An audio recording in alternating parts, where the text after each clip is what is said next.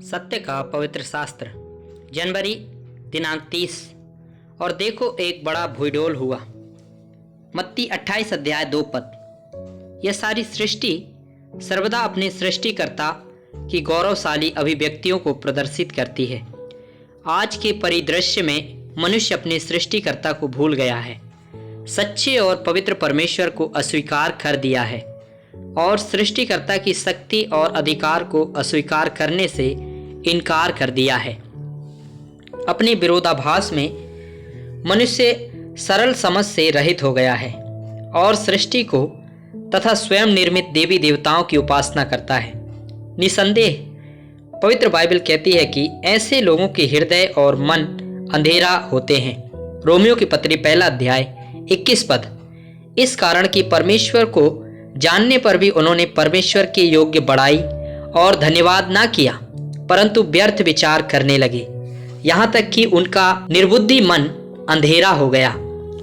लेकिन एक महान आश्चर्य में परमेश्वर की पूरी रचना उस सृष्टिकर्ता और उसकी अद्भुत महिमा को स्वीकार करती है।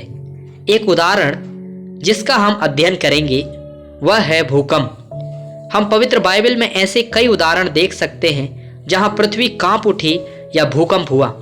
इनमें से अधिकांश इस संसार में सृष्टिकर्ता की उपस्थिति या उसकी अभिव्यक्ति पर थे। मैं आपसे अनुरोध करूंगा कि कृपया समय निकालें और निम्नलिखित शास्त्र के वाक्यांशों को प्रार्थना पूर्वक पढ़ें।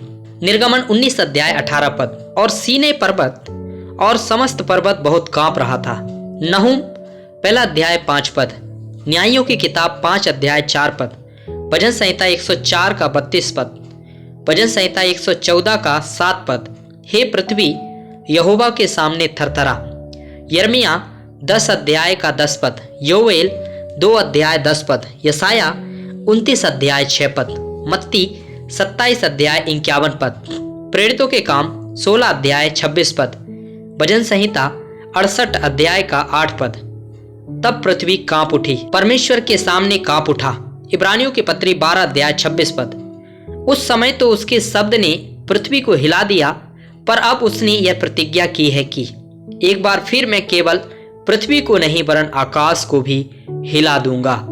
प्रिय पाठक, क्या आपने प्रभु यीशु मसीह को अपना सृष्टिकर्ता परमेश्वर और उद्धारकर्ता मानकर स्वीकार किया है, पूरी तरह से विश्वास करते हुए कि वह आपके स्थान पर आपके पापों और आपके अधर्मों का दंड सहते हुए क्रूस पर मर गया, और यह भी कि वह तीसरे दिन मृतकों में से फिर से जी उठा। केवल इसी से आपको वह आनंद और शांति मिलेगी जिसकी आप चाह कर रहे हैं। इस महान उद्धार के साथ इस संसार की किसी भी चीज की तुलना नहीं की जा सकती।